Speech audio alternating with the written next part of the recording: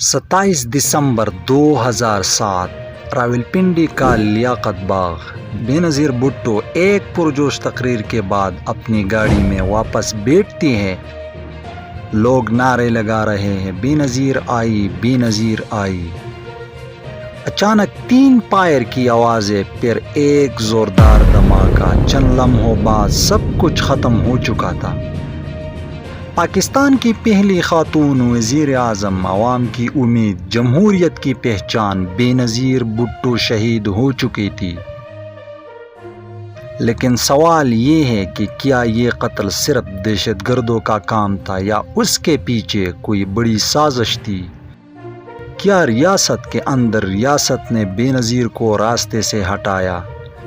آج ہم کھولیں گے اس قتل کی پرتیں، وہ سوالات جن کے جواب 17 سال بعد بھی نہیں ملے۔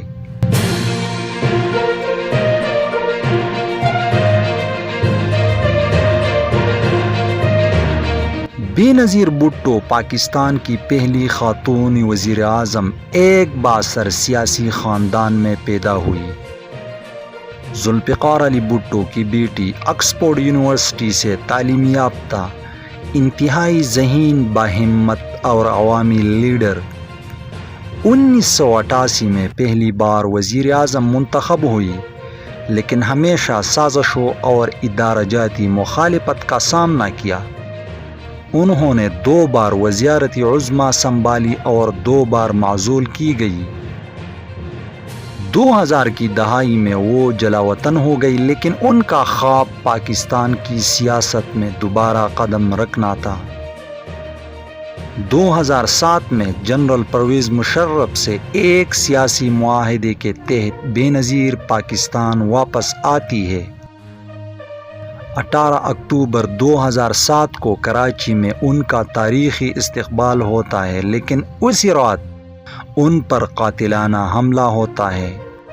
کارساز دھماکہ جس میں 150 سے زائد کارکن جان بحق ہو جاتے ہیں۔ بے نظیر کہتی ہے، مجھے قتل کی دھمکیاں دی جا رہی ہے۔ انہوں نے امریکہ اور اقوام متحدہ کو ایک خط بھی لکھا، جس میں کچھ اہم شخصیات کے نام شامل کیے جنہیں وہ اپنے قتل کا ممکنہ ذمہ دار سمجھتی تھی۔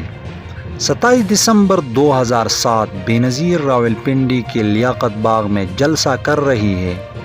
جلسے کے بعد وہ اپنی گاڑی میں بیٹھتی ہے، لوگوں کو ہاتھ ہلا رہی ہوتی ہے۔ پھر اچانک 3 گولیاں چلتی ہے اور فوراً بعد ایک بم دھماکہ ہوتا ہے۔ بے نظیر بھٹو شہید زخمی ہو جاتی ہے۔ انہیں اسپتال لے جایا جاتا ہے، لیکن وہ جان بر نہیں ہو پاتی۔ پورا پاکستان صدمے میں ڈوب جاتا ہے۔ خبریں، تجزیے، قیاس، آرائیاں سب جاری ہو جاتی ہے۔ بے نظیر بھٹو کے قتل کے فوراً بعد پولیس نے جائے وقوع کو دھو دیا۔ تمام ثبوت، تمام شواہد مٹا دیے گئے۔ یہ عمل خود ایک سوال بن گیا۔ دھماکے کے بعد فوراً صفائی کیوں کی گئی؟ پوسٹ مارٹم کیوں نہ ہونے دیا گیا؟ سیکیورٹی میں اتنی بڑی خامیاں کیوں رہی؟ اس وقت کی حکومت، فوج، ایجنسیز سب نے ذمہ داری ایک دوسرے پر ڈالی، لیکن اصل حقیقت کبھی سامنے نہ آئی۔ اقوام متحدہ نے اس قتل کی تحقیقات کیے۔ رپورٹ میں کہا گیا، پاکستانی حکام نے تحقیقات کو متاثر کیا، پولیس اور حکومت نے غفلت کا مظاہرہ کیا۔ بے نظیر کے قتل میں نامزد ہونے والے طالبان لیڈر بیت اللہ مسعود کی ہلاکت بھی بہت جلد ہو گئی، جیسے ایک ممکنہ گواہ کو راستے سے ہٹا دیا گیا ہو۔ لیکن اصل سوال یہ تھا، بے نظیر بھٹو کو مارنے کا فائدہ کس کو ہوا؟ جواب آج بھی دھن میں ہے۔ بے نظیر کے بعد ان کے شوہر آصف زرداری نے پارٹی کی قیادت سنبھالی اور صدر پاکستان بن گئے۔ پاکستان کپے کا نعرہ انہوں نے بلند کیا، لیکن مخالفین نے سوال اٹھایا کہ کیا یہ سب کچھ پہلے سے طے شدہ تھا؟ بے نظیر کی شہادت نے پیپلز پارٹی کو ہمدردی کی بڑی لہر دی، لیکن پارٹی نے اس کے بعد کبھی وہ طاقت حاصل نہ کر سکی۔ آج 17 سال بعد بھی اصل قاتل کون تھا؟ سازش کہاں تیار ہوئی؟ ریاستی ادارے کہا کرتے تھے۔ یہ سوالات آج بھی قوم کے ذہنوں میں زندہ ہے۔ بے نظیر بھٹو چلی گئی لیکن ان کی موت کا راز اب تک دفن ہے۔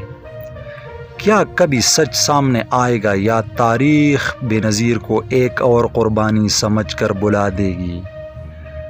بے نظیر بھٹو ایک لیڈر تھی، ایک ماں، ایک بیٹی، ایک بہن، ایک بیوی، لیکن سب سے بڑھ کر ایک امید تھی۔ ان کے قتل نے صرف ایک انسان کو نہیں بلکہ ایک جمہوری خواب کو ختم کر دیا۔